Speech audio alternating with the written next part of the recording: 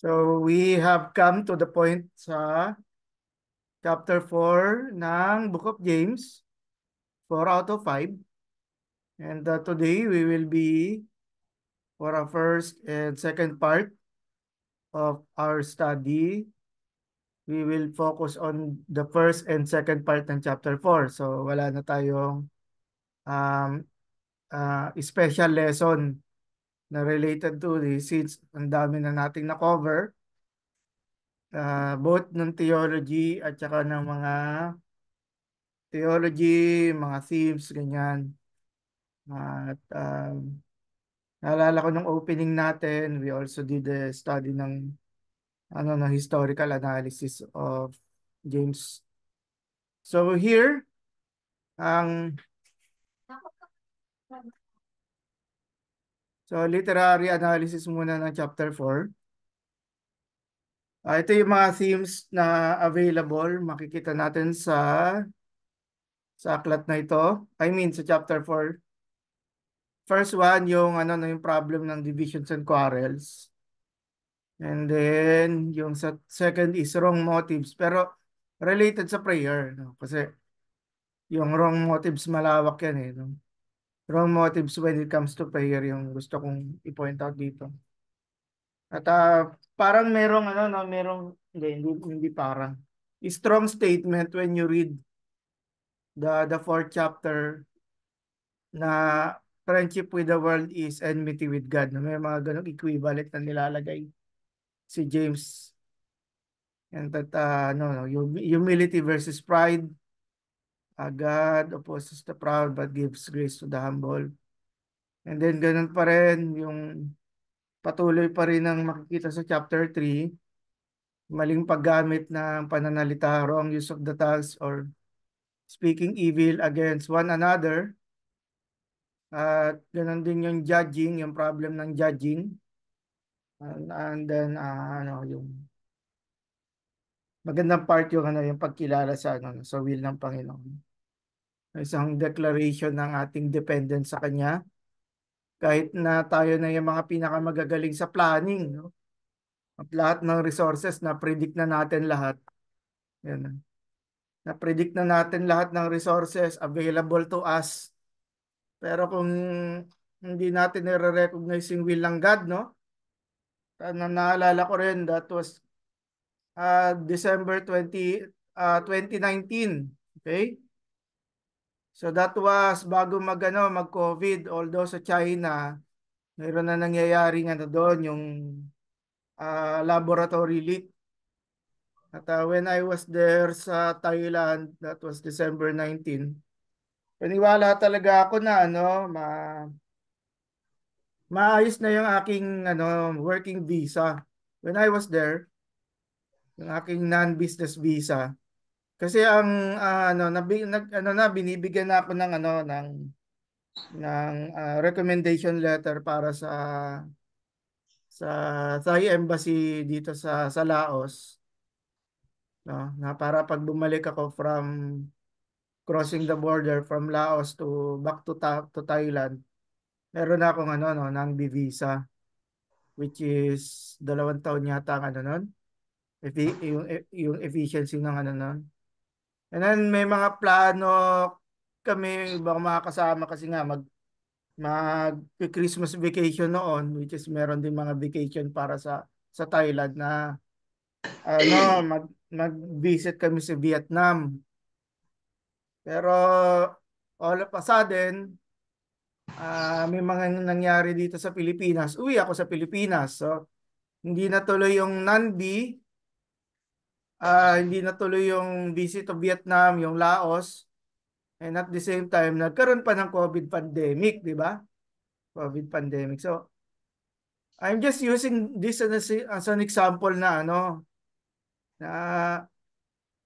yung contrary do sa mga plans natin ay talaga is kahit na sabi ko nga very carefully planned, ma-realize natin yung um, yung COVID-19 pandemic, ang dami niya talagang shinatter na at siguro yung mga businessmen on time na yun, businessmen and businesswomen on time, nung mga nung 2020.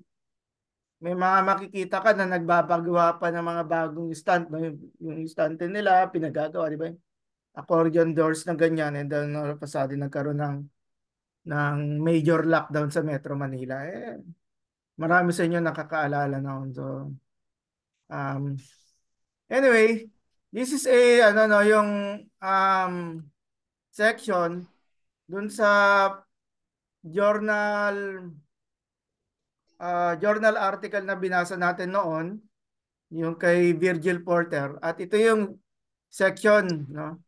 Given that we're looking at chapter 4, ito yung mga passages or verses dun sa Sermon of the Mount, particularly dun sa Matthew chapter 5 hanggang 7, kasi merong version sa Lucan Gospel, na kung saan makikita natin yung principles are ano no, are similar, and again we will point out yung source natin dito with the tradition of Jesus, no. Regardless kung written form na yung ano no, yung pinagbatayan ni James na material para ma-incorporate dito sa letter niya ito. At meron din mga Old Testament allusions and echoes, no, na ginagamit dito sa ano no, sa I mean na pinagbatayan ng ano no, ng James chapter 4. For example, yung the Ten Commandments 4:1 to 4. At yung later ko na nga lang na ginagawa, yung verse 11 and 12 ng chapter 4 ay pwede rin natin may connect sa ano, yung you shall not bear false witness against your neighbor, kasi yung false witnessing is related siya to slander, no? Yung paninirang puri. O kaya naman yung gumagawa sila ng mga kwento para siraan ang kanilang kapwa. So do not murder, do not commit adultery, and then do not covet your neighbor's goods, no? Yung sabi na um, you desire pero hindi mo nakukuha kasi you desire because of your wrong motives, no? And then yung portrait ng human spirit, bagamat when I say spirit, hindi ito yung Holy Spirit na ano no. Even when they were using the same rendering ng Greek na pneuma, ruach dun sa ano sa Hebrew. But again, yung context nito yung pagbibigay ng hininga ng Diyos, no, sa tao. So it's not the Holy Spirit from God, rather it is the spirit of life, no, resting on human beings, na ano rin no, parallels with Genesis 2:7 and then 7:22. At nandun din yung ano no, yung excuse me.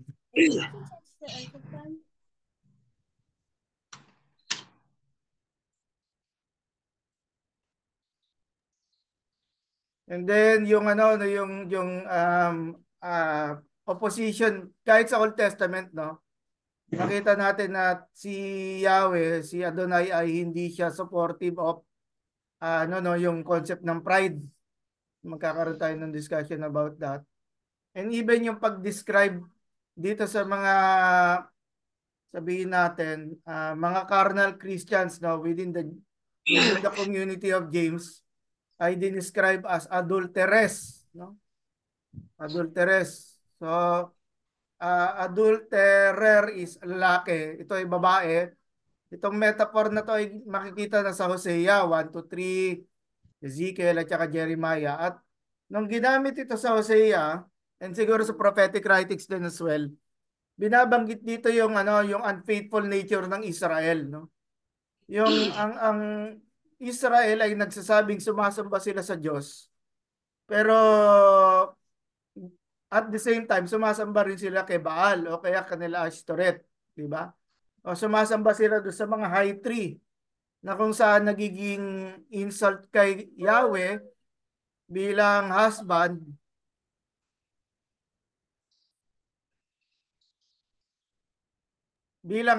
So yung Israel ay tinawag na adulteress, no?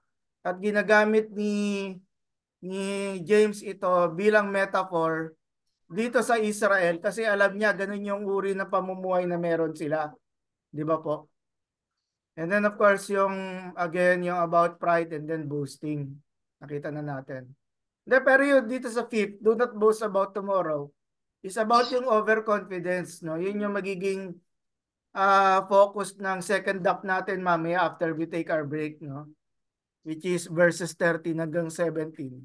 Para ma-close natin yung James chapter 4 sa ano na to, sa session na to.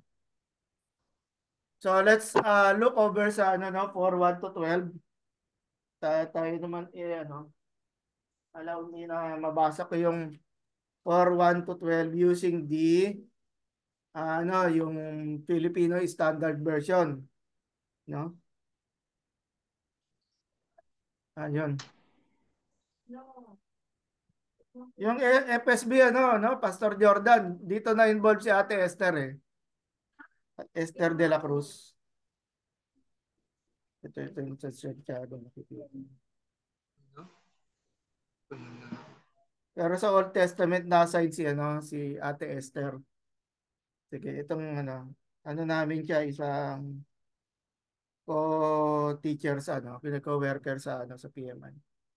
Pakikipagkaibigan sa sanlibutan. Ano ba ang sani ng inyong mga alitan at pag-aaway? Hindi ba't ang mga ito ay dahil sa inyong mga layaw na naglalaban-laban sa loob ng inyong pagkatao? Nagahangad kayo ngunit hindi mapasa inyo. Kaya That's it. pumapatay kayo. Mwah. Yung sinabi dito na Nako. pumapatay, ano to, no, yung figurative to, no, yung ibig sabihin, yung hatred, no? Ba sabihin natin sa dito within the community ni James nagpapatayan sila, no? Well, of course, yung away, yung alitan already speaks for itself, no? Ayun, hindi ninyo makuha ang mga bagay na hinangad ninyo kaya kayo'y nagkakagalit at naglalaban-laban. Hindi ninyo makuha ang inyong hinahanga dahil hindi kayo humingi sa Diyos. Kung humingi man kayo, hindi rin ninyo matatanggap sapagkat hindi tama ang inyong layunin. Humingi kayo upang gamitin sa inyong kalayawan. So, mga taksil, no? So, very strong yan, no? Hindi ba ninyo alam na pagkikipagkaibigan sa sanlibutan ay pagkikipag-away sa Diyos?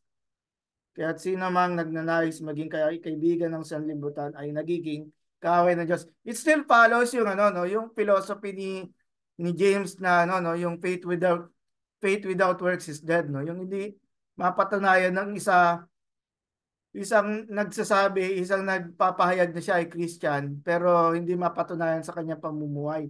At ang description ni James pagdating ng chapter 4, hindi ka talaga kaibigan ni Jesus, no? Kaaway ka. Ano ka, kaibigan ka ng mundo, parang gano'n, doon lumalabas, no? And again, ang sakit ng sinabi sa 4 verse 4, no? Mga taksil, no? Yan yung pagka-describe, no? And then,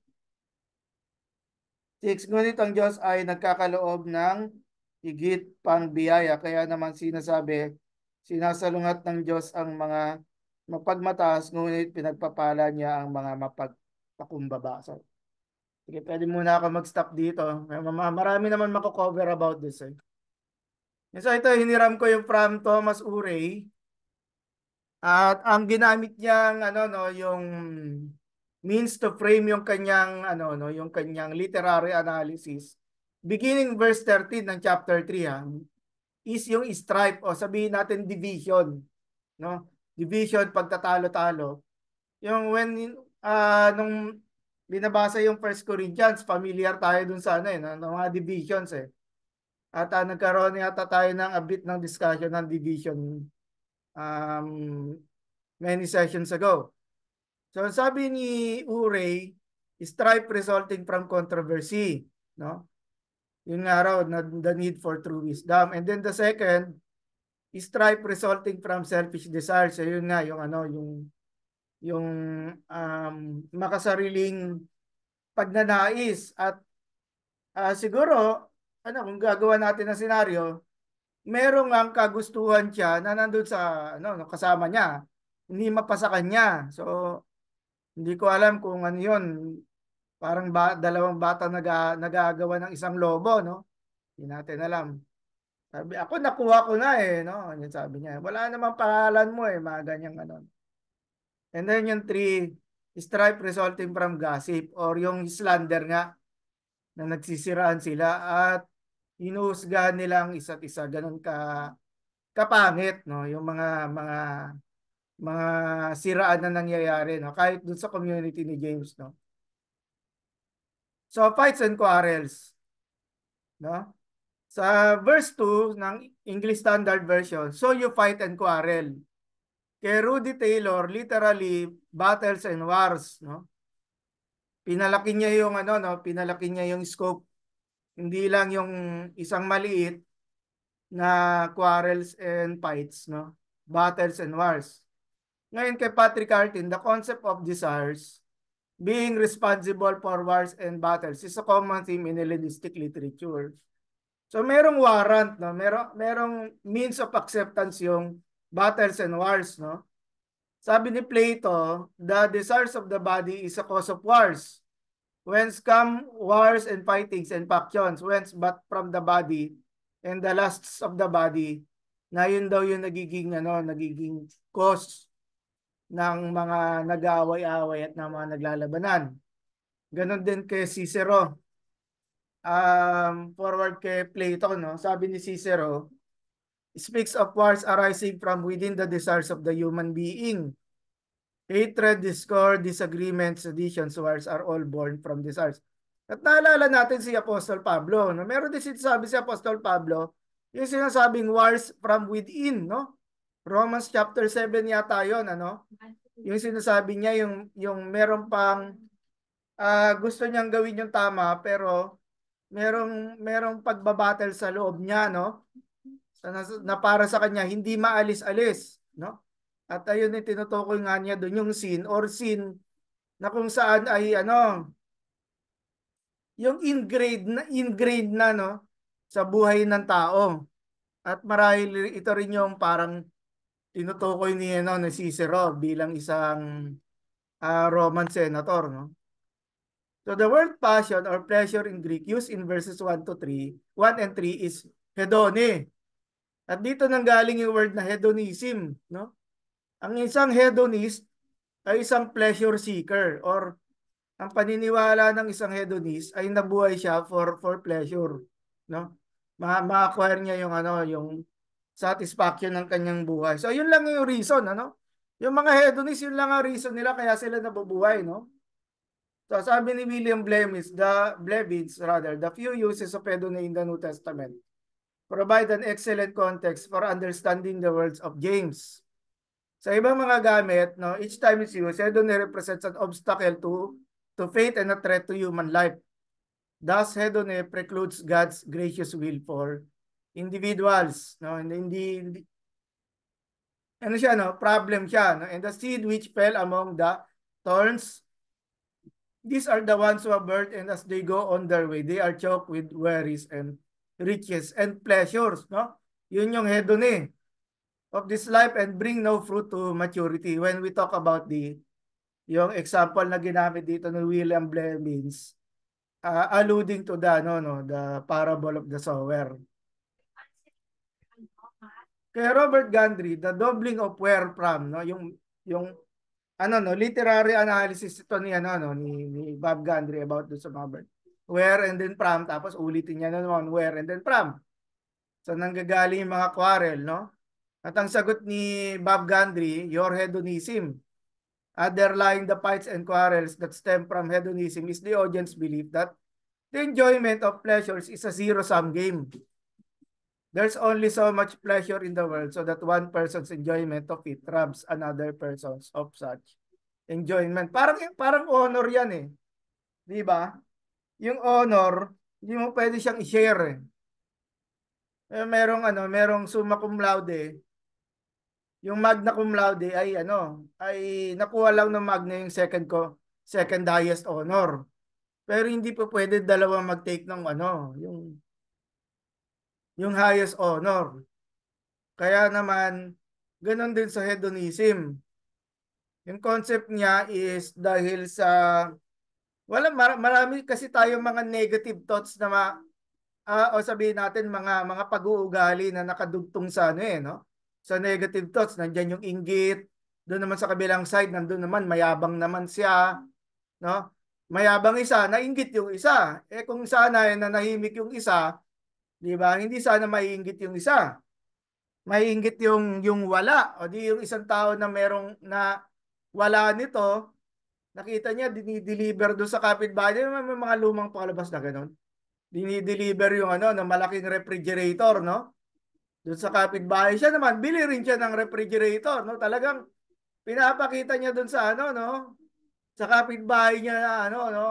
Kulang na lang, bumubusina pa yung van ng ano, nagde-deliver eh. Para talaga ipakita, oy, meron din ako ng gaya. Pero ano naman niya, inutang niya naman niya, no? So, duman. So again, ano, no, si James dito, makikita natin, very basic yung pag ano niya, no? Yung pagbunyag niya, pag-expose niya ng problem, no? At kulang na nga lang, batukan niya yung mga ano, sabi, yung mga nag-aaway sa church, no? Halika rito, ikaw naman dito. Yan. Di ba? Kaya ano very basic eh. So si Douglas Moo, yan, the Christians to whom James wrote were obviously engaged in such verbal battle. So hindi lang sila nag-aaway sa isipan nila na nagtitinginan, ano? Talagang nagpapahayagan sila ng kanilang galit. At ang ginamit ng word rito ay you murder, no? You murder one another. From the language din ni Jesus na ano, yung you have already committed murder, no? By hating your brother in your heart, di ba? Yon, ganun din yung slander. The misuse of the tongue that James castigates probably arose from these disputes. So yung nabanggit na sa chapter 3 and then looking forward kahit sa chapter 5, no? Yun na rin yung nakikita niya na ano.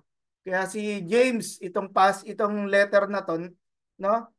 Ang dami sigurong naaalala, no? Si James habang nagsusulat, biglang magpapap sa kanya yung away na naman ganito, di ba?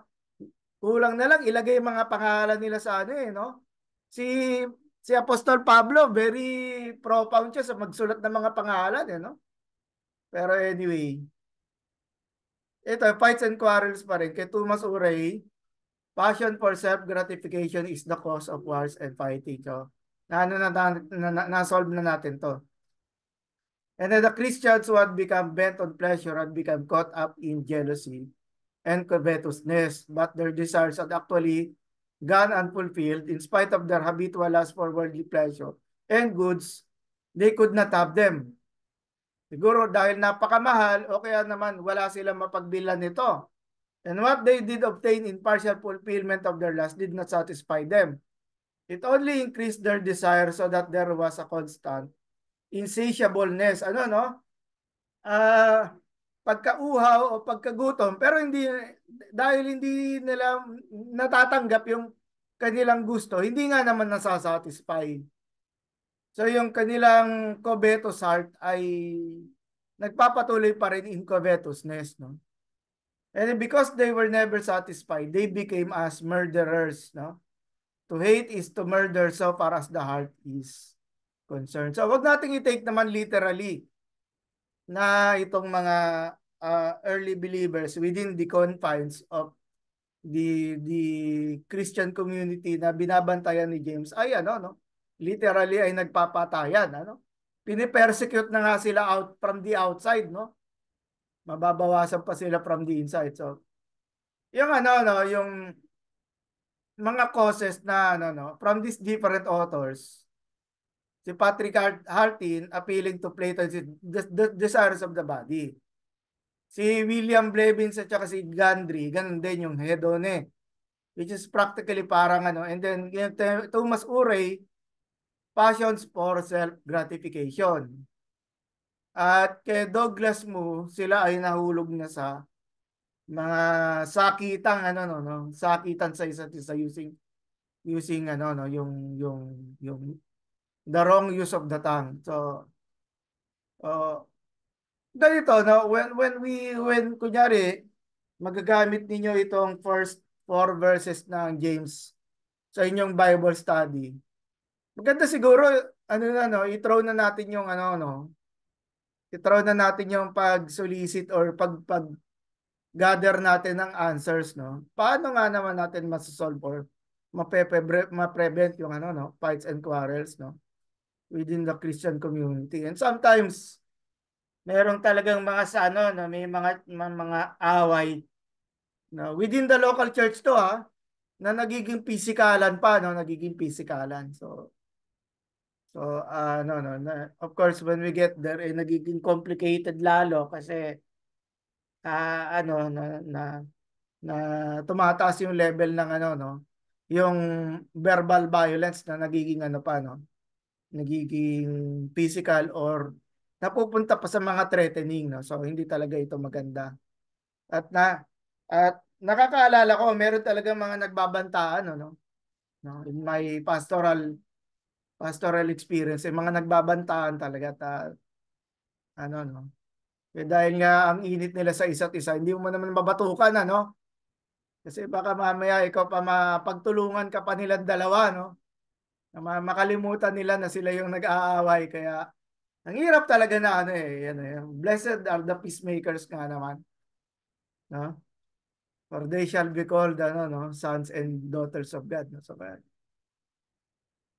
okay, so prayer with wrong motives. Ito eh na ano no, um, binroden ko pa in some way na naganap ako ng topic talking about uh, praying with wrong motives at ito yung ano no sa Arkansas no. Hindi niya po ito babasahin na Arkansas ha. Arkansas po ito, Arkansas. Yan. Arkansas Democrat Gazette. Yan. The first prayer blocker is unforgiveness. No? According to them, when you harbor resentment, offense, bitterness, or anger toward another, it blocks your prayers. Jesus says, Mark 11:25, whenever you stand praying, forgive if you have anything against anyone, so that your Father also is in heaven may forgive you your trespasses. Parang in a way, restated to do sa Lord's Prayer sa ano no, sa Matthew 6 na if you do not forgive others no, the Lord will not forgive you. No, and again ano no, prayer blocker siya.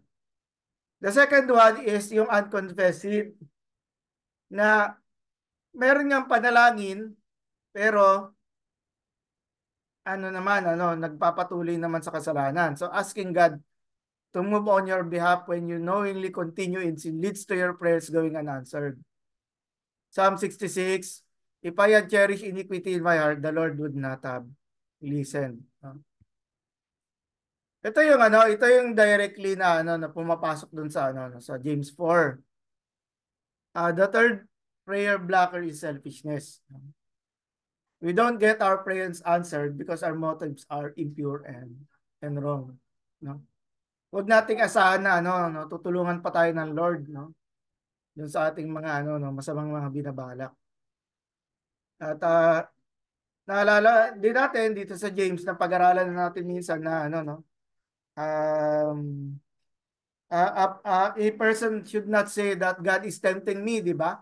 Because God does not tempt and he cannot also be tempted. Hindi siya pwedeng mabago, no? He could not be changed. So in a way, ganoon din, wag daw natin isipin na kaya daw natin bulayin ng Diyos, no? Kasi kikita na ng Diyos yung ano natin eh, yung motive natin ahead of time. At ano no, minsan tayo pa yung gumaganang nasasaktan ano? Nasasaktan sa Diyos kasi hindi sinasagot yung prayer natin eh. Ang linaw-linaw naman na tayo naman talaga yung cause naman nun galing sa atin. The fourth is ignoring scripture, knowing what to do and not doing it is sin. Yung huling talata ng ano no ng James chapter 4. Proverbs 28:9 says, if one turns away his ear from hearing the law, even his prayer is an abomination. Makita natin yung ano no, yung yung sin sa puso, hindi siya acceptable sa Diyos. Yung selfishness, hindi rin siya acceptable. Pero ganoon din kung binabaliwala nga naman natin yung salita ng Diyos, ganoon din. So ano. So hindi ano, yung sinasabing parang ano napakakulang ng ano no. spiritual life. In some ways tuloy, kung titingnan mo nga itong mga principles na to parang naisip mo parang ang hirap naman i-please ng Diyos, no? Parang ang hirap niya naman i-please. Minsan kasi ang dali-dali natin ano yan, ang dali-dali natin tinitingnan yung prayer na prayer. Oh, magsabi ka lang kay Lord, pakikinggan ka niya. Pero hindi siya ganoon kadali talaga. Hindi ano. Masyadong simplistic yung ating understanding kung ganoon. Ayan, Sir, citing from tsaka ano yes, po, Pril, sige. ay, sorry po. Naalala ko rin yung definition po, di ba, ng foolishness, yung kahangalan. Kumbaga, yung alam mo yung katotohanan, pero pinipili mong gawin yung, kumbaga, yung mali o yung pinipili mong gawin yung kasalanan. Kasi yung ano, ayun po. Yung nabanggit nyo nga po yung sa dulo, yung ignoring, kumbaga, alam natin yung right, pero, ayun, mali, yung pinipili. Sige po. Oh, correct. Ano rin, kahit sa mga commentary, pumupunta nga sila doon sa foolishness, yung paano din-describe ni Sister April doon sa ano. So, nakuha ni Sis April yung observation ng mga scholar. Kaya, hindi, ano. Matagal na naman natin to. Kung hindi ka wais, full ka, di ba? Yung, sige. Ito naman yung ano, no, he yearns jealousy over the spirit. Kasi, nakita natin, or do you suppose it to no purpose that the scripture says, he yearns jealousy over the spirit that he has made to dwell in us. So, stop muna kayo doon, no? Itong verse 5 na ito, meron siyang what we call yung ano no, yung heading para sa isang direct quotation. Okay? Merong heading sa direct quotation and yung heading na yun is the scripture says, no? The scripture says. Sa ibang mga writings, for example sa Gospel of Matthew, meron ganito to signal the reader that is citing from a verse from the Old Testament. Kagaya ng ano, and what the prophet said was fulfilled, no? O kaya as it is written, yan yung ano, gegraptay. Yes, as it is written. So, ang malaking tanong, saan ang galing itong ano na to? Yung he yearns jealousy over the spirit that he has made to dwell in us, no? Kaya nga nilagay ko muna sa heading to ano no, to push your curiosity. Saan nga naman makikita to? To the point na mayroong mga readers kagaya ni Reike, a proverb of unknown origin daw. Itong ano na to, itong line na ito. Na mayroong, no, as the scripture says. O kaya si Townsend, we simply have no idea where James found the scripture. So, both si Johnston at si Townsend, hindi natin alam, hindi natin matukoy. Si Peter Davids reasons that James' audience must have been familiar with the interpretive traditions about the Old Testament luminaries, Abraham, Rahab, Job, and Elijah. Pero yung Old Testament luminaries na yon, or sabihin natin mga commentary ito within Second Temple Judaism about Abraham, Rahab, mga heroes of faith, no? Naalala natin sa Hebrews kasi merong section doon na tuloy-tuloy yung tungkol doon sa mga heroes of faith. Chapter 12 yata yun, if I'm not mistaken. Ay ano, kung hindi ay 11. Ay para nga lang kay Peter Davids, hindi na natin makita to. So may, yung nauna, hindi natin alam kung saan ang galing. Dito naman, hindi naman natin makita. Meron pero hindi makita. So due to the lack of evidence kasi magiging ano pa rin dyan ang talagang pressure point pa rin dyan. Where is the evidence, di ba?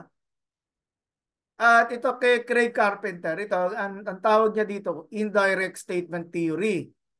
At para maintindihan niyo yung indirect statement, pinaraphrase para kay Craig Carpenter, pinaraphrase ni ni James, no?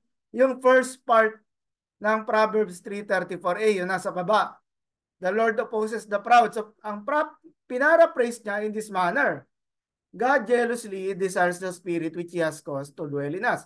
Kaya when you get to 4 verse 6, but He gives grace to the humble, which is both reflective of Proverbs 3:34. So, ang conclusion ni Craig Carpenter ay galing din siya sa Proverbs 3:34. It just happens na ni-rephrase ni James yung the Lord opposes the proud. Ano niya, inunpack niya, no? Inunpack niya yung isang bagay, parang yung mga bumibili na Lazada diyan, ang dami-daming nakabalot, no? Yung black na bubble wrap, meron pang white na clear na bubble wrap sa loob, may ano pa, may karton pa, di ba? Napaka sandamakbak na tape, di ba? So inunpack niya. Pagbukas, ito yung lumabas. God jealously desires the spirit which he has caused to dwell in us. Yan. At ano raw yon, yung pride, yung yabang daw ng tao. Yung yabang ng tao. At ito, tingnan nyo kung paano binild ni Craig Carpenter yung translation ng verse 4 to 8 in a way na na naipapakita niya yung yung yung push and pull between the proud at saka yung humble. Okay. You adulteresses, don't you know that friendship with the world is enmity with God? So then whoever wishes to be a friend of the world makes himself an enemy of God. Or do you suppose that the scripture says to no effect that God jealously desires the spirit he caused to dwell in us, but gives a greater grace? Tapos tingnan niyo itong naka-italics, no? Gloss na ito, gloss niya, no? If you do think so, you are dead wrong. Ganda ng no? For just this reason, it actually says, God opposes doon pala lumabas yun. God opposes the proud, but gives grace to the humble. Therefore, as niya na naman, hiniram niya na naman yung sa Proverbs 3:34 na recitation. Because the scripture does not say vainly that God jealously opposes the proud as his enemies. Ano nga gagawin ngayon? Submit to God. Yeah, submit to God. Resist the devil and he will flee from you.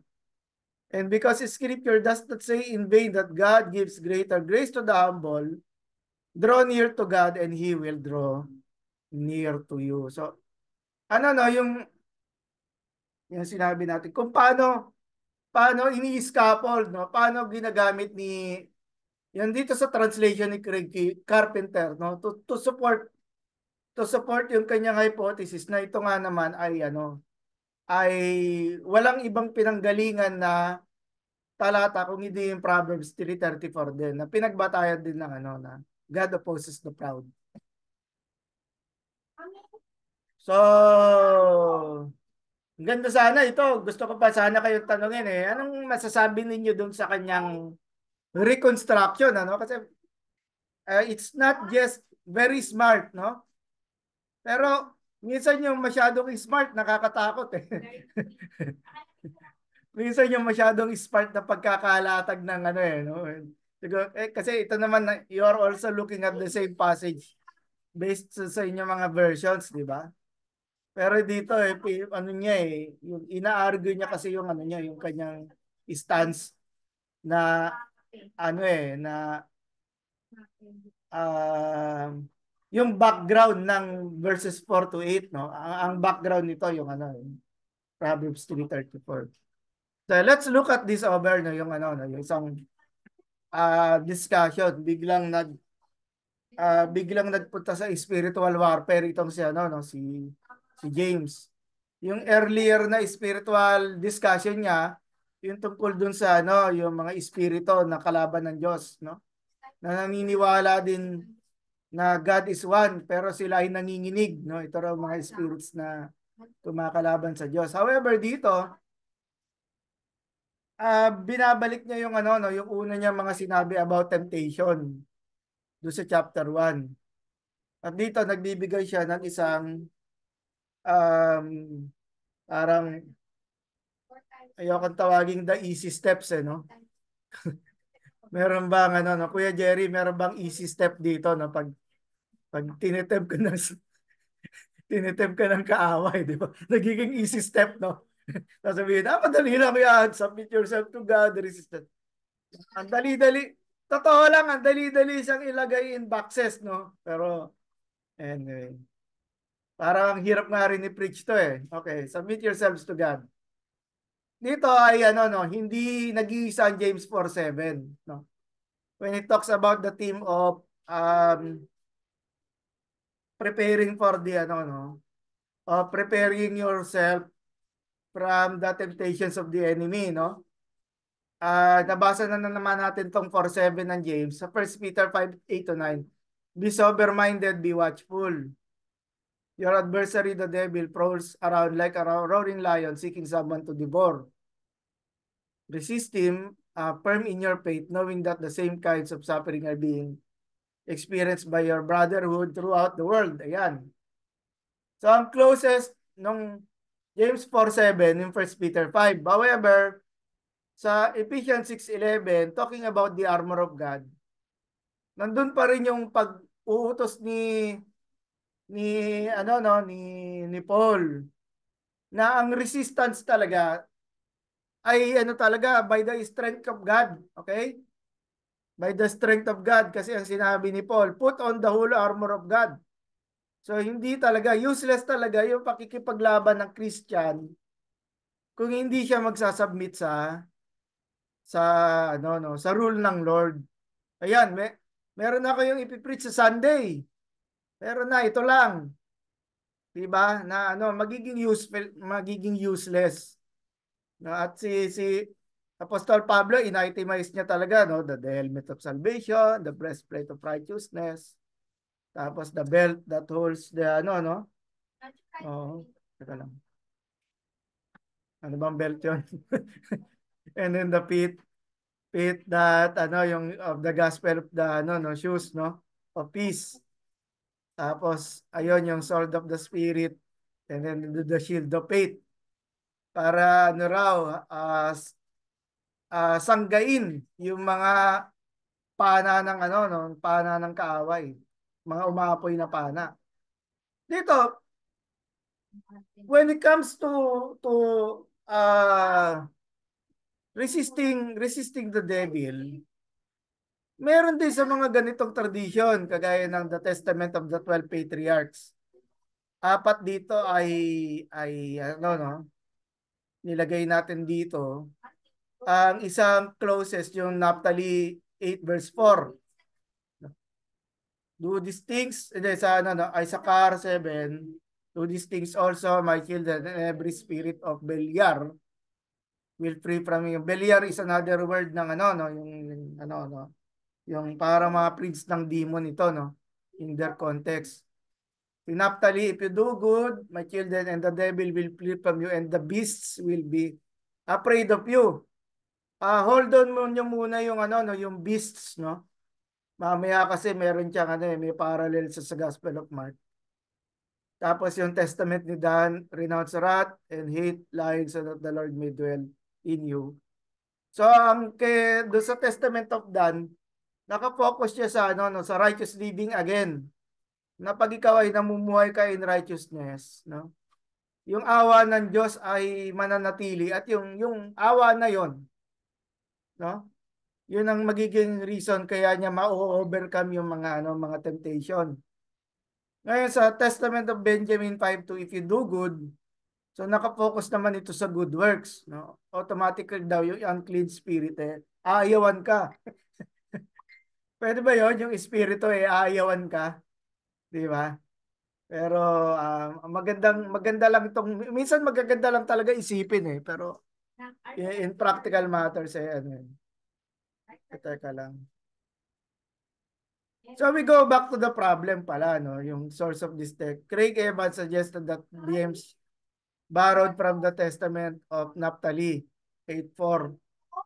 Si Philip Carrington suggested that James 4:7, 1 Peter 5, the shepherd of Hermas, and then the Testaments. Yung nakita natin dito, they came from a common source which is the Jesus tradition. Ayan, may pupuntahan na tayo. Hold on muna na yung Jesus tradition. However, kung ilalagay natin rightly, kung si James ay nagsulat after the writings of Paul, which is mga after 70 siguro, no? Lumalabas na una yung ano, Lumalabas na una yung Book of James kaysa sa Luke at saka sa Matthew, no? Pero again, hold on lang, no? Si John Patrick O'Connor suggested James 4:7 came from the story of the temptation. Pero itong tinutukoy dito ni Patrick O'Connor, yung oral tradition ng story, okay? Hindi yung written form, no? Itong itong oral tradition ng story, very familiar ito within the community of the yung Christian circles. Kaya nga naman doon sa storya, si Jesus pinapakita he stood his ground kahit siya ay gutom, kahit siya ay tinempted ng 3 beses. Pero he stood his ground, he remained faith, yung pananatili niya in faithfulness with his father.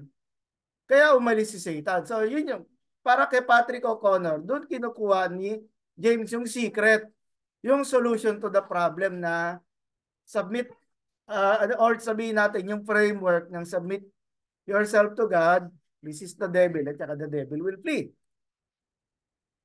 So ito yung yung following the tradition.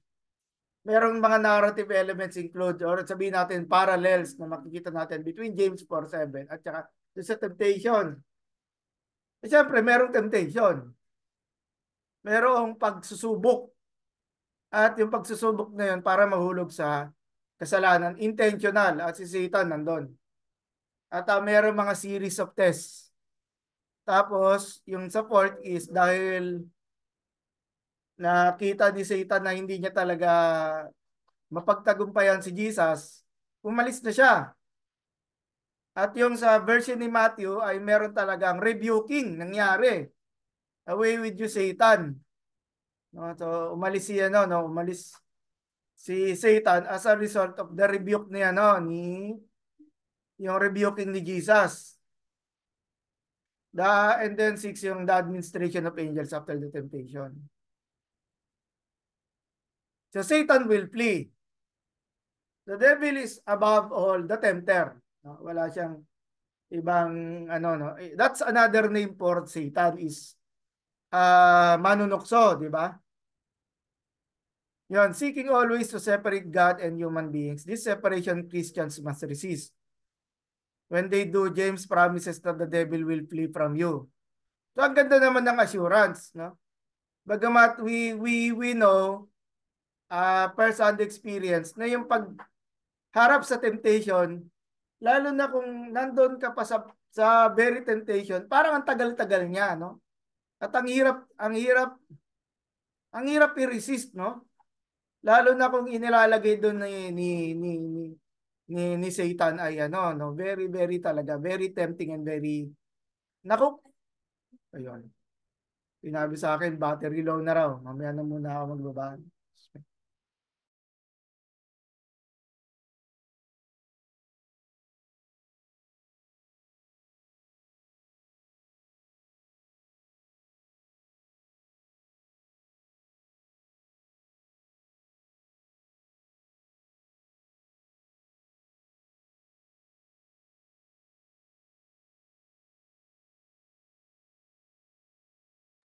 Okay, so James promises that the devil will flee. Whatever power Satan may have, Christians can be absolutely certain that they have been given the ability to overcome that power. So, sa ganitong bagay, when people come to us, when people nagsasabi, I am being tempted, talagang hindi ito secret, no? Wala tayong mahanap talagang secret. Check my speaker. Continue.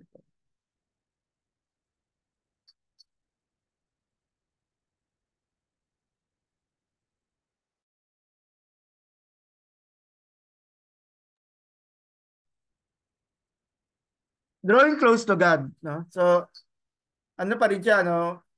Fitted pa rin siya doon sa concern na ma-resist yung ma-resist yung temptation. So you submit to God, you draw God according to James will grant his grace to the humble. Of course, kung forgiveness yung kailangan niya, forgiveness yung ibibigay. Therefore, the readers must submit to God. The rest of the section will explain how this is to be accomplished. This submission is accomplished first by resisting, no? Ayaw niya nga na sa devil tayo mag-submit eh. So sa kanya tayo mag-submit, kay God tayo mag-submit, no? Yung temptation kasi is submission to the will of the devil, which is precisely what God does to the proud, no? Ang isang araw taong mayabang ay nahulog na do sa temptation ng devil. Kaya naman imbis na kampihan niya yung mayabang, tinuturing niyang kaaway. Sa pagkakataong yon, okay? In most of these passages, the flight of the devil is explicitly mentioned. The means of resistance is either good works or total commitment to God.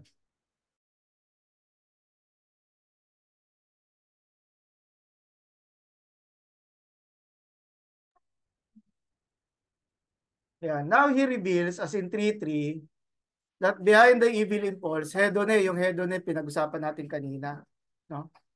Ay merong spiritual involvement dito yung devil. So it is not just a thing about personal desires. No?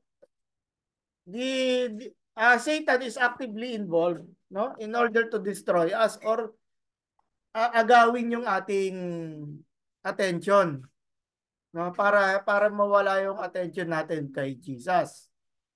Kaya nga babalik na naman tayo sa simula. Yung term na submit yourself to God is the proper solution. Or in the words of Paul, again, to Ephesians 6, you put on the full armor of God.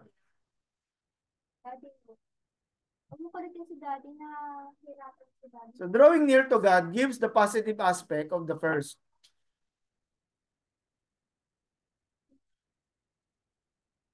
To resist the devil is to commit oneself to follow God or to draw near.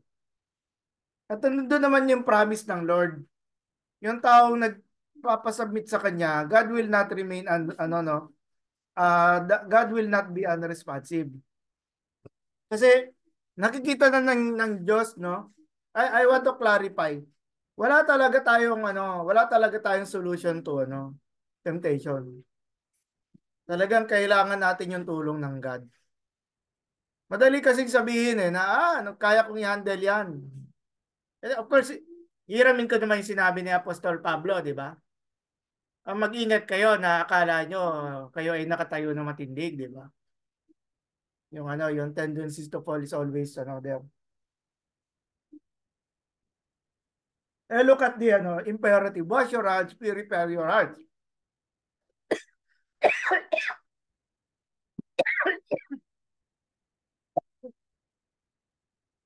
The purification demanded should take the form of repentance. The inner attitude is to be matched by outward expression. So babalik na naman tayo doon sa faith without works is dead. Kailangan talaga yung same philosophy na ginagamit ni James, pero he is now using different terms.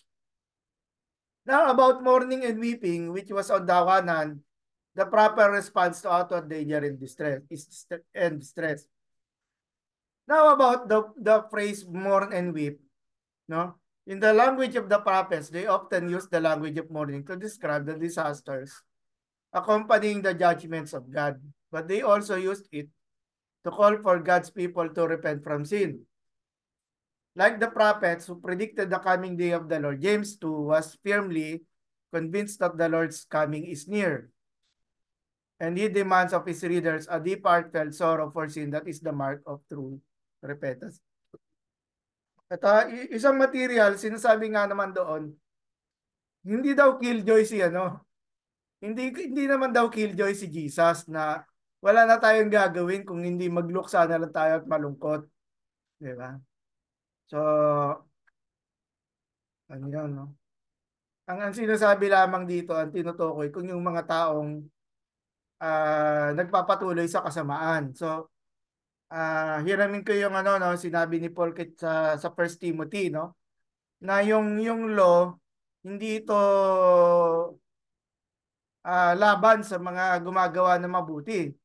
Kung hindi doon sa mga pumapatay ng mga magulang, yung mga nagnanakaw ng gamit, ayan. Yun daw yun. Kaya naman yung mourning and weeping na to, doon sa mga ayaw magsisi, no? Na na ano sila, they are already being warned because of the impending judgment ng Lord sa buhay nila.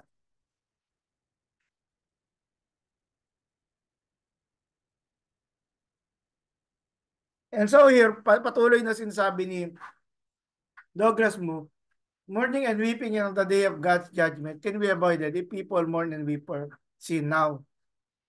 Hingin na nila yung forgiveness, no? Right there and then. Hindi sila ng paglilinis sa Diyos, no? Blessed are those who mourn, for they will be comforted. Many people in our day, both outside the church and within it, are marked by a superficial joy and brittle laughter. They live the hedonist philosophy, eat, drink, and be merry, for tomorrow we will die. That ignores the terrifying reality of God's judgment. But even the committed Christian can slip into a casual attitude toward sin, perhaps presuming too much on God's forgiveness and merciful nature.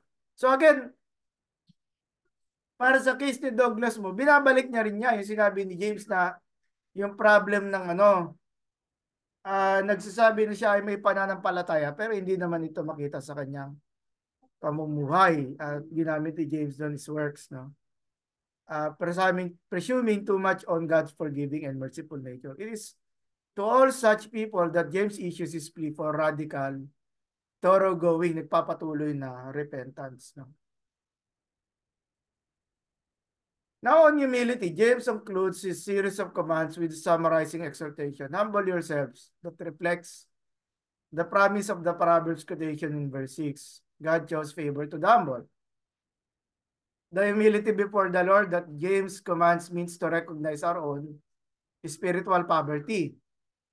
Yung kawalan natin ng kakayanan before God, no? Yung kawalan natin ng resources, no? At yung need natin ng spiritual resources coming from God. We need yung help ng God to submit to His commanding will for all our lives. And of course, hindi rin mawawala dyan yung model ni Jesus as humility na makikita both in the Gospels at sa Philippians.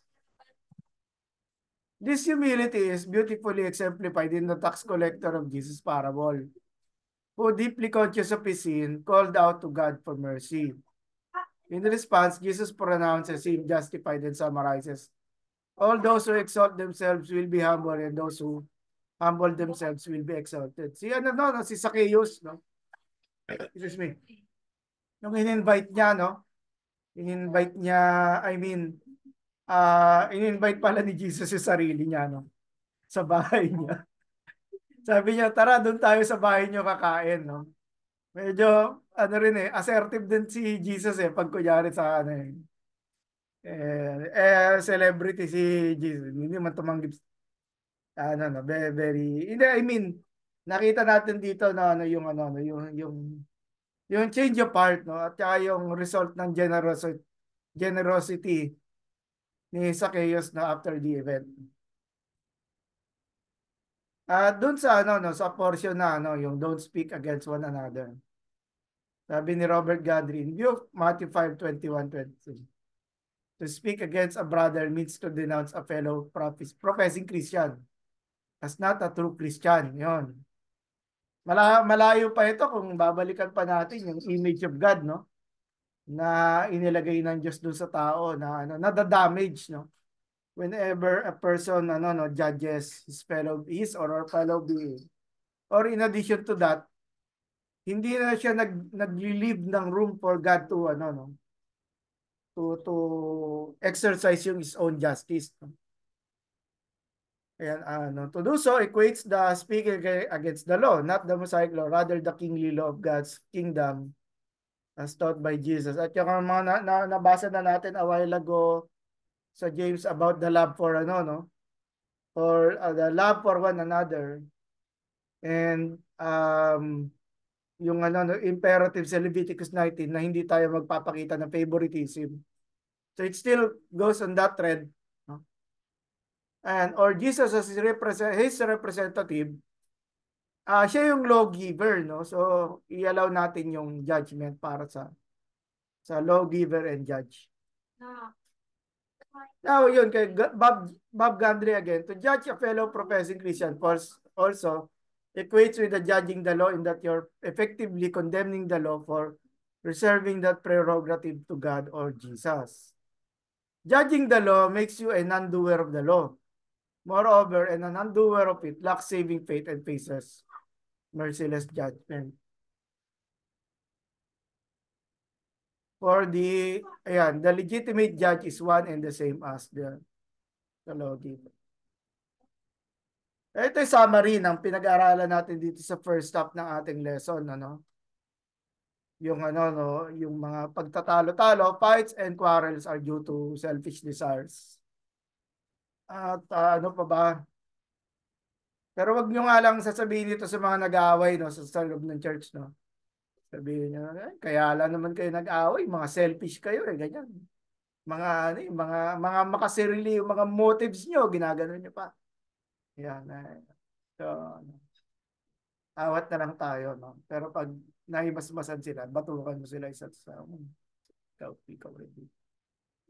And then, prayers with wrong motives. Sarado yan. Will not be answered. Ano yun? Galatians 6, di ba? Yung sinasabi ni Paul, di ba?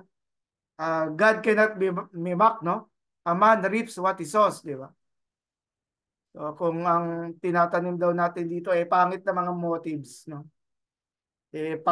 Pangit din yung ani natin, no? Based dun sa picture na yun kasi hindi nga naman daw natin kayang dayain, no? Lokohin ng Diyos dun sa mga motives natin or dun sa paimbabaw ng spirituality na pinapakita natin. No? We will not expect anything daw, no? And then ano pa ba? Naalala ko rin dun sa Sermon of the Mount, do, yung mga nananalangin, no, para because of self-attention, ano. Yung nagpe-pray sila para makakuha ng attention. Publicly yun, ano? Publicly. So nakikita ng mga tao. And sabi ni Jesus, natanggap na nila yung kanilang reward. Kasi ang gusto nilang reward ay mapansin o di napansin na kayo. Pero yung prayer nyo, yung prayer nyo hindi sasagutin nyo. So walang reward do sa prayers nila. And then there's also yung God opposes the proud, no, but gives to grace to the humble. Ang ano na masyado na maganda yung pagka-craft ng sa Proverbs kaya ang hirap na siyang palitan, ano? And then submit to God, resist the devil, and the devil will flee. Tapos again, makikita natin dito yung strength ni God, no, hindi yung strength natin. Dahil mare-resist lang natin yung devil once we submit ourselves to God. And then of course, yung do not speak evil against one another. Okay, i-keep ko muna itong na to, no, screen na to for us, no. Paano ba ano ba yung mga insight o kaya mga mahalagang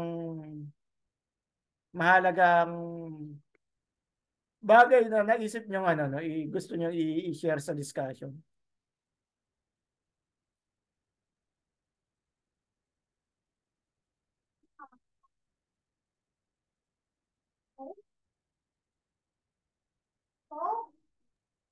Sir, sige ako muna. Siguro yung regarding sa submit to God, resist the devil, and the devil will flee. Ano, um, tawag doon, Sige, yung sige, try mo assurance ulit. ng binigay, apo, yung regarding nga po dun sa submit to God, resist the devil, and the devil will flee, yung sabi nyo nga po, yung power ng Diyos yung Pwede na-amplify pakilaksan, doon. Pril? Hindi na namin Ay, masyado. rinig niyo po ako sa iba? Or kay Sir lang? Opo, ma'am, malakas. Opo, ma'am. Okay naman po. Sir, medyo okay naman daw po. Sa inyo po ba? Uh, Ako lang ba? Sorry, hindi ko talaga marinig, Pril. Yung sa headset mo siguro or something. Balikan natin. Kanina naman nakaka-communicate naman kami ni April. Doon sa iba naman. Ayun, teka lang. Dinig ng iba. Parang nangyari na ito before, ha. Teka lang. Teka lang po. Sige, sige. Please continue, April. Ayun po, regarding sa sabi to God, resist the devil and the devil will flee. Yung sabi nyo nga po, yung recognition dito ng kapangyarihan ng Diyos. At the same time, ako sobra po ako na-amaze sa binanggit nyo na Christians can be absolutely certain that they have been given the ability to overcome that power. Yung assurance o yung sabi mo yung pagsusustain ng Diyos kapag dadaan ka sa ganitong sitwasyon, sa temptation, di ba? O kapag meron ka pinagdadaanan, kumbaga talagang inaano ka ng kaaway, yung assurance na mapagtatagumpayan mo yon ay napakalaking comfort. At the same time, yung sabi nga po dun sa Ephesians din na pinrovide ng Lord yung armor na pwede nating gamitin. 'Di ba? Halos lahat yan puro defensive eh. Kumbaga yung scripture lang yung pang-opensa dun eh. Pero yung reliance talaga sa Panginoon, sa Diyos, kumbaga pinapakita din po dun yung frailty ng tao. Ayun nga po, yung parang dito sa lahat ng yan, yung fights and quarrels din kasi kapag ang naitaas yung sarili mo, so kailangan talaga yung total surrender po sa Panginoon. At the same time, it's a work in progress. Sabi nyo nga, hindi siya parang napakadaling sabihin lang na submit to God, tapos resist yung devil and the devil will flee. Kumbaga everyday talaga na yan, decision na dapat ginagawa. Ayun, total surrender sa Panginoon. Tapos sa pagkilos niya, pag-sustain niya, yung kalakasan niya, yung wisdom. Kung ano yung kailangan natin, yun yung sobrang nakaka, tawag dun, amazing at the same time source of our confidence and our hope na yung Diyos yung magsusustain sa atin. Whatever, kung ano man yung kailangan po natin. When we lack wisdom, siya yung magbibigay, di ba po? When we having a hard time to forgive someone, di ba? Ayun din eh, kumbaga we resist the devil kapag pinili nating patawarin yung tao kasi in light dun sa forgiveness na naranasan natin sa Panginoon. And din po. Ayun po, sobra pong thank you sa mga discussions po natin, sir. Yes, salamat din. Thank you, Sis April. Salamat din.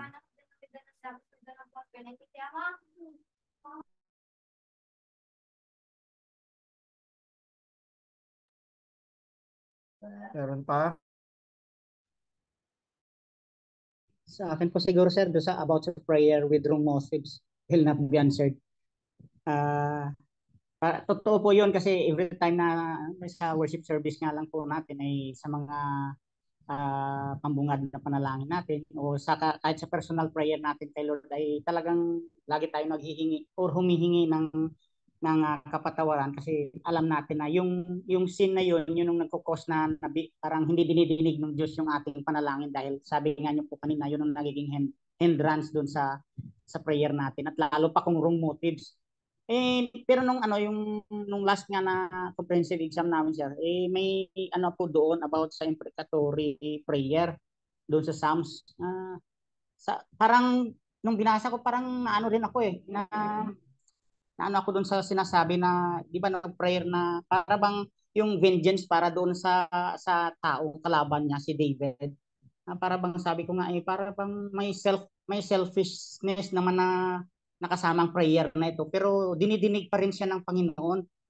Ang inaano ko nga doon, bakit kaya dininig din ng Panginoon? Kasi yung ngayon na pag-aralan natin, kung yung motives niya is kaso si David hindi naman niya yun kumbaga pinray niya po yun, nakita ko po doon na nag-pray siya pero hindi naman niya yung para bang siya yung mismong gagawa kundi kagaya nga ng kinumit din niya sa Panginoon. Sabi niya, naghingi lang siya parang humingi siya ng justice doon sa ginagawa sa kanya ng kaaway na even though wala naman siyang ginagawa. Parang na-relate ko sa sarili ko sir dati na wala naman po akong ginawa doon sa kamag-anak ko, sa pinsan ko. Para bang lagi na lang akong dinadown, lagi na lang ako kung ano mga sinasabi sa akin mga hindi magaganda. Kumbaga tawag na sa amin, di makain ng asong mga pananalita. Talagang sabi ko, nag-pray ako sa Lord na sabi ko, Lord, kung maaari po magawa ng kung anong kaukulang tong pinsan ko na to kasi sabi ko bakit ganito siya. Pero sabi ko Lord, hindi ko naman talaga mahal ko po sila kaya nung na yun sabi ko Lord kung ano yung maaari o nararapat na mangyari sa kanila kayo po ang may kakayahan po noon na magbalik kasi sabi niyo vengeance is mine sabi ko kaya Lord sabi ko kaya lang ako naglumalapit sa inyo kasi sabi ko talagang ramdam ko yung sakit ng ginagawa nila sa akin, yung injustice na ginagawa nila sa akin. Kaya sabi ko, nung nabasa ko, nung narinig ko ngayon yung ano natin, yung talagang pag wrong motive talaga, yung talagang naghahanap ka lang ng ano na, okay, dapat mamatay na yan, mawala na yan. Hindi pala yung ganun, kundi yung talagang ang resulta ay kinukumit pa rin natin sa Lord. Kaya nga, parang ano po dito sa sinasabi dati na ang lahat ay commit pa rin natin kay Lord. Wag tayong magiging kasi parang nakita ako hindi rin ano hindi rin talagang pag kung selfish na nga yung prayer mo talagang para lang sa sarili mo, hindi rin sa kapakanan ng iba, talagang hindi talaga didinggin ni Lord. Kaya parang ito ngayon, nung nagle-lecture tayo, na pumasok sa isip ko yung, parang nagiging clear sa isip ko na ay opo, ganito nga talaga dapat tayo manalangin at ganito. Kaya pala nananalangin din sa may nangyari sa akin na ganun pala, ay talagang may implikasyon pala to, may tinuturo pala talaga si Lord na dapat i-commit natin lahat sa kanya, wag ta tayong ano sa panalangin natin at lahat nung bagay na isasabihin natin sa kanya talagang iasa lang natin sa kanya kasi nga sabi niyo po kanina dapat sa Lord talaga lahat, wala naman tayong kakayanan kaya salamat doon sa aking salamat doon sa nagbigay kaliwanagan sa akin ngayon na talagang dapat kay Lord lang po lahat at kung ano man yung ano man yung motibo natin sa kanya natin talagang iasa lang natin kay Lord kasi wala tayong magagawa kung tayo lang at hindi niya talaga didiringgin yung ating mga panalangin na selfish na panalangin at nakakadulot ng kasamaan sa ating kapwa dahil lang sabi nga po dito sa last na yung isang ano dito, don't speak evil against one another. Huwag dapat tayong magsalita din ng masama sa ating kapwa kasi ginawa din po sila sa image of God. Kaya kapag ginawa natin or iniisipan natin at gagawan natin sila ng masama at pagsasalita ng masama, parang pakiramdam po parang si God na rin yung pinagsalitaan or ginawa natin ng masama. Kaya ang Lord ay hindi rin natutuwa sa ganyang mga ugali. Kaya na ano ko po, parang nagbigay kaliwanagan sa aking utak kung ano ang mga pinag-aralan natin, yung mga nakikita ko po sa pinag-aralan natin na talagang sabi nga doon sa kanang April kanina ay talagang lagi tayong mag-subject ng ating sarili at kung ano man yung nais natin para ma-resist yung evil. Kasi yung mga desires natin na hindi magaganda ay talagang pag hindi natin isinabmit kay Lord, hindi natin ma-resist yung evil. Kasi ang nakakapag-resist lang talaga ng evil is yung Lord at kailangan lang natin manampalataya sa Kanya. Para yun yung nakikita ko sir na solusyon para doon sa katugunan at para hindi tayo basta madadaig kagaya ng sabi na i-put on, ilagay natin yung whole armor ng God. Kaya nga yun, sa pamamagitan ng pag-asa natin sa Diyos, sa pagbasa ng salita, lahat ng dapat gawin o isuklob na armor ng God ay isuklob natin para yun nga, ma-resist natin yung evil. Kasi lahat ng mga hindi magaganda sa buhay natin, yung mga evil desires natin, yung mga pagiging selfish natin, pagka-discontento natin, yun ang magdadala sa atin doon sa kapahamakan at yung mga panalangin natin na hindi tutugunin ng Panginoon po. Yun po yung aking ano po na nakuha ko ngayon sa ating pong lecture. Kaya Thank maraming you. salamat po. Yes, thank you Kuya Jerry. At mabilis na word lang yung tungkol doon sa imprecatory, no? Si God, binavalue niya yung honesty natin eh. Honesty. Yung when I say yung He values our honesty, alam rin ng Lord kung meron tayong galit galit tayo sa ibang tao eh. Pero yun nga, yung sa fifth line nakalagay dito, do not speak evil against one another. So kung meron man tayong masasabi tungkol wag na nating sabihin sa tao. Sumbong na lang natin sa Lord. May to the point. Minsan pag lumapit ako sa Lord sa parang very cruel yung prayer ko eh. Yung yung idea ng honesty ba na kasi when yung imprecatory magpe-pray ka ng ng masamang pangyayari, hindi naman yun prayer na dahil gusto mo lang mapasama siya eh. Usually merong ginawa sa iyo eh. Meron kang naranasan na hindi okay eh. At dahil nga hindi ka makapagiganti o gusto mo na magiganti pero alam mong mali yung pagiganti, dinadaan mo na lang sa usapan sa Lord. Diba sinasabi sa kanya? At doon naman ako naniniwala, ito naman in line with God's justice eh. Pairali naman ng Lord yung justice niya. Kahit nga hindi natin sabihin eh. Pero when we talk about, kasi when we release yung anger natin sa Lord, tinutulungan kasi niya tayo to comfort us eh. Kasi 'di ba? At least sa Diyos tayo nagsusumbong. Hindi yung inilalagay natin sa prayer meeting na ano, oh mga kapatid, itong si ano si Brother Saldi, alam niyo po, no, ano, mali po ang ginawa niya, ipag-pray po natin na tulungan siya ng Diyos. Di ba? Hindi.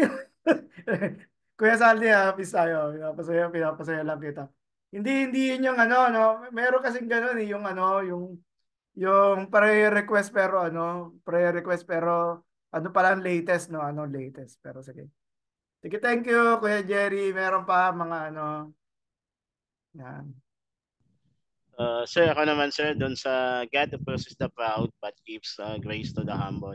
Dito kailangan natin talagang pairalin yung humility sa ating sarili at syempre sa congregations din po natin ay talagang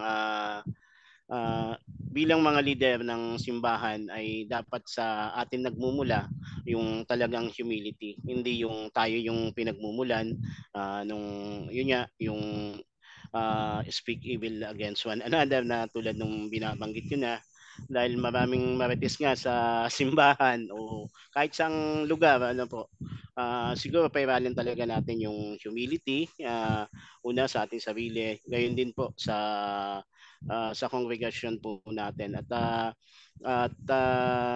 para ma-resist din po natin ang evil, kailangan po natin ay siguro prayer parate, hindi lamang po sa ating sarili din, kundi ganoon din po sa ating congregation na sabihin natin na para makapag-draw near to God po tayo ay kailangan po natin na manalangin at saka kung dapat dinadambana din po natin yung salita ng ating Panginoon, hindi yung pinapasok natin. Kung ano yung sabi nga po, kung ano yung ipinapasok natin sa ating mga utak, yun din po yung lumalabas. Kung ano yung mga salita na against sa ating Panginoon ay pinapasok natin, yun din yung lumalabas po sa ating pananalita. Kaya siguro pairalin po natin yung una, yung humility nga po, at saka yung prayer talaga na talagang ma-resist po natin ang evil sa ating buhay at gayon din po sa ating paglilingkod.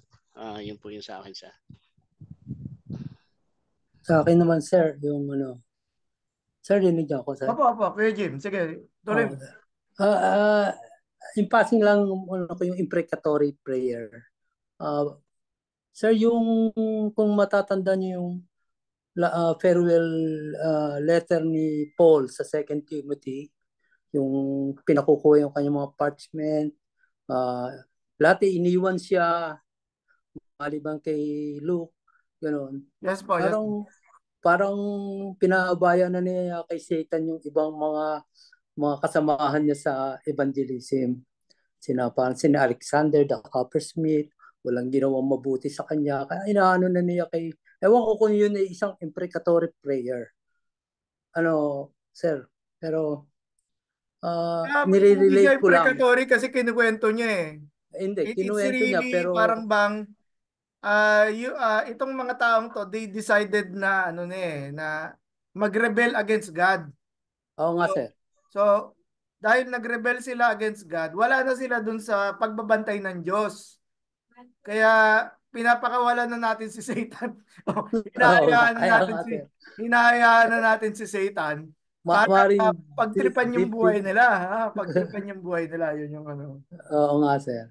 Ako kahapon, sir, nag-BBS ako. It's about that yung conflict sa mga church members ng ating Christian church na pag ano ko na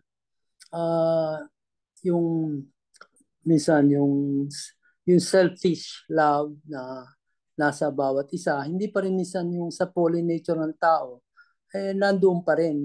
You continue to speak bad mouthing sa ibang mong ka-church. Most especially, hindi lang sa non-believers, mostly sa church itong ating pinag-uusapan. Kaya ang minsan nakita naming solusyon sa aming exchange of discussion, parang look up to Jesus. Yung gospel will answer everything. Kaya nga lagi yung sinasabi dun sa mga binibis ko, this book, parati nating hinahanapan ng critic, mga tanong, pero all in all, bottom line, itong Bible na ito, understand me. Lahat ng tanong ko sa buhay ko, sinasagot niya. Kaya makikita nyo yung gospel will always yung bigyan ng pagsasalita ng masasama sa ating kapwa. Di ba, bumabalik nga tayo sa Imago Dei na yung image of God na kailangan i-reflect natin at i-mirror ang Panginoon Diyos. Nakita natin yung humility ng Diyos ni Christ na even death on the cross. Ayun ang isang nakita ko doon na bakit nga minsan nalilimutan natin yung ginawa ni Kristo para sa akin? Why can't I forgive others and say something na masama, whereas na ang Diyos, ang dami-dami kong ginawang kasamaan, ang dami-dami kong mali ginagawa araw-araw, pero he's still there na ako'y patawarin. Kaya siguro, ayun yung reflection and mirror na makikita natin na ang Diyos na nagpatawad sa atin ay siguro ay makita natin i-reflect natin yun.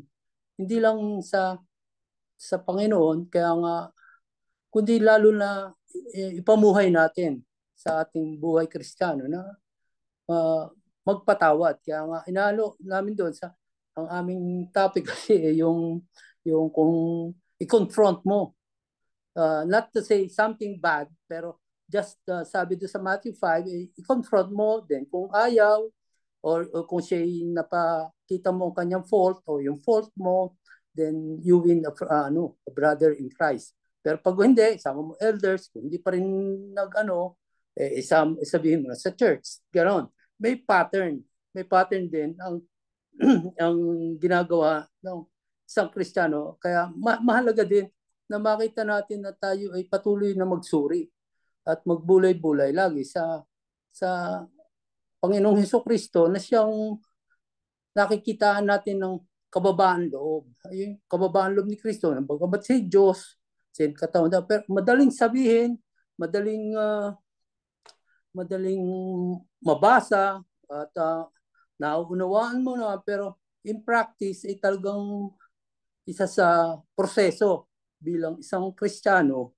Katulad ng sinasabi ni James na yung humility ay will get the favor of God. Pero times at most time ay hindi natin magawa yung pagiging humble in the eyes of man and in the eyes of God. Napakahirap, pero sabi nga, ipag-pray mo sincerely, kaya dahil sinasabi kanina ni Kuya Jerry na God did not do not hear the prayer of the wicked, sana yung bilang Kristiyano, hindi ka naman yung wicked, hindi ka naman yung unrighteous, ikaw yung nag-i-struggle, yung battle mo sa pagiging yung humility at saka yung between two brothers and two sisters na napakahirap na i-reconcile. But ayun nga ang maganda na bilang isang dito nag-aaral tayo sa ating mga bagay-bagay tungkol kay Jane, ang pagiging humble, ang pagiging yung conflict sa church, tayo natututo. At ayun, minsan din ating pinagpipray na ang buhay natin ay yung salita ng Diyos mag-reflect din sa buhay din natin sa ibang tao at sa paningin ng Diyos. Yun lang po, sir. Yes, thank you, Kuya Jim. Pwede pa, no? Ayun, si Kuya Lito, Pastor Lito. Si Yes po. Pastor Jordan. Sige. Pastor Lito, Opo. sige. Ang sa akin pong bibigyan or Dito po ako masyadong tinamaan din. Dito sa God opposes the proud, but gives grace to the humble. Ang puso ay mandaraya sa lahat ng parte ng katawan natin. Napakadaling magsabi na ikaw ay humble. Pero dapat lagi natin ipinapasaliksik sa Diyos ang laman ng puso natin. Every day, yun ang inilalapit ko sa Kanya. Araw-araw, ini-invite ko siya. Sabi ko, Lord, saliksikin mo nga ang puso ko. Mayroon kang makita kahit kakaunti. Halimbawa ng pride, ego, yung mga bagay-bagay na hindi maganda na pwedeng pag-ugatan na ito ay lumaki. Minsan hindi natin nakikita yung mga bagay nito. For example, halimbawa, kung ang charge mo ay lumalago. Pero kung ikaw naman ay punong-puno ng pride na kung hindi dahil sa akin, hindi lalago yan. Yung mga bagay na gano'n. Pag ikaw ay nagpipreach, nakita mo ang dami na be-bless. Baka minsan ang puso mo, kinukuha mo na yung glory na para sa Lord. Napakahalaga po nito. Tayo ay magsaliksik lagi at pasaliksik natin ang puso natin sa Diyos. Kasi tulad ng aking binanggit, kahit kakaunti man na hindi maganda, may kasalanan or whatsoever, o pwedeng lumaki yan eh. Dapat ipakita to sa atin ng Diyos. Minsan kasi hindi natin alam eh. Hindi natin alam ang maliit na bagay na nasa sa puso natin. Yun ang prayer ko sa Panginoon. Lord, ipakita mo sa akin. Kung ano yung nakita mo sa puso ko na kahit maliit lang, para ako sa sarili ko makita ko at mahingi ko ng tawad sa iyo. Lamang po, Pastor, ito malaki ang tama sa akin ito pinag-aralan natin eh. Ang ganda, Pastor Lito. Thank you. Thank you. Pastor Jordan. Hindi break tayo.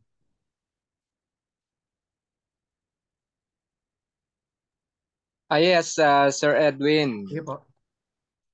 Siguro sa akin yung fifth line, do not speak evil against one another.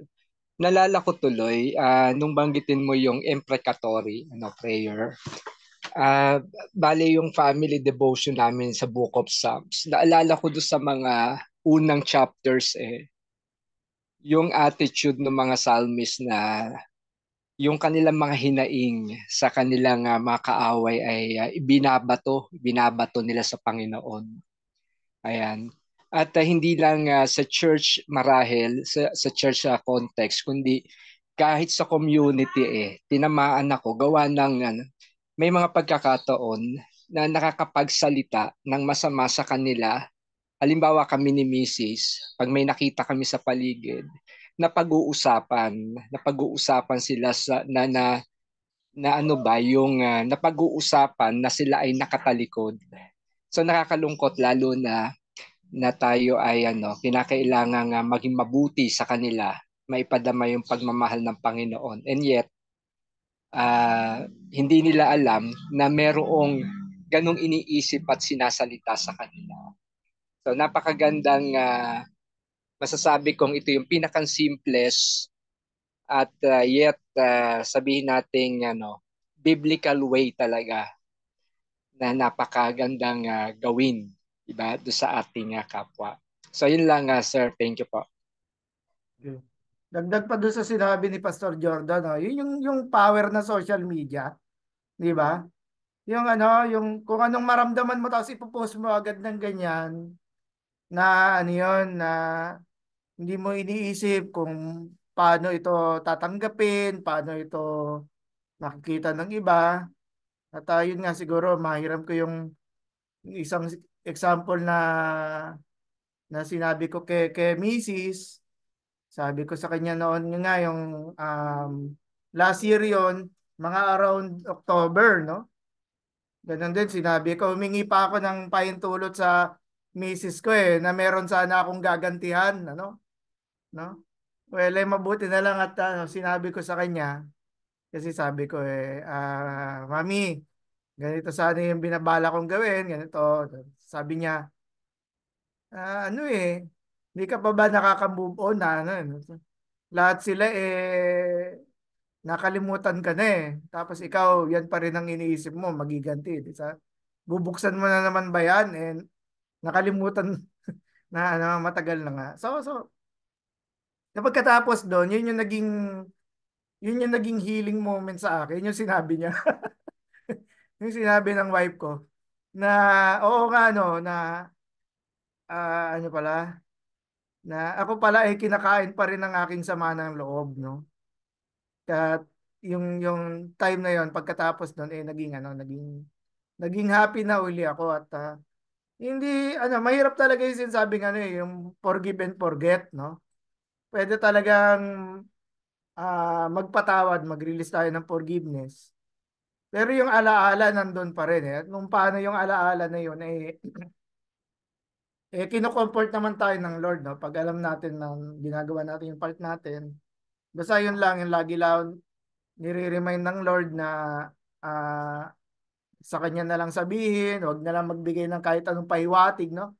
Yung pahiwatig sa social media, maglalagay ng mga daw, na sino kaya ito, di ba? Kasi yun yung parang yung galit para siyang enerhiya na yun, nasa sayo na ano bang gusto mo ibato mo sa iba para magalit pa yung ibang tao ipadala na lang natin kay Jesus, di ba? At, nagbago yung nagbabago yung mga pangyayari pag kay Jesus natin ibinigay nakokorek yung natin, nakokorek yung pagtingin natin sa nakaraan na lumalawak yung understanding natin. Maraming part doon kasi pagpaparaya na sige, tatanggapin mo na lang na ikaw na lang yung mali, ikaw na lang yung nagrabyado ng ganyan. Pero may pagka-defeatist yung dating. Pero syempre, nandun pa rin yung pagpapahalaga dun sa yung dahil nga nananalangin tayo sa Diyos, alam natin na nakakampi natin yung Diyos doon sa buhay na ito, no? At yung sabi ko nga, kung kailangan iparanas ng Diyos yung pagiganti niya, so be it. Pero hindi na natin kailangan malaman yon. Minsan kasi gusto pa natin talaga malaman na no? Na napupubli. Pero hindi na yun para sa atin. Ang mahalaga nito, yung kung meron tayong galit sa Diyos, di ba? Binigay natin sa Diyos. Tayo na tayo na yung nakakaranas ng healing. No, regardless kung sila pinatawad nila tayo o hindi o kaya naman nagsorry ka kung hindi nila tinanggap yung pagsasorry natin yun, hindi rin naman nakakalimot yung tao na tayo merong ginawang hakbang, tayo yung nagpakumbaba, tayo yung tumayo doon sa panig na lalo na kung kapwa mananampalataya naman yung kausap natin. We are looking at the same Bible, we are looking at the same values. Kaya yung kung paano yun. Yes, i-remind ko rin yung na-open ng Pastor Lito. Yung nga, yung we rely on the Holy Spirit, di ba? Yung tulong ng Banal na Espiritu para gumawa sa lahat ng bagay. Maasahan natin. So, sige po, thank you sa ating ganda na pag-usapan. 2:41 na break tayo, babalik tayo ng 3. Yung last part ng ng chapter 4, maiksi lang yon kaya mabilis lang tayo matapos mamaya. So thank you.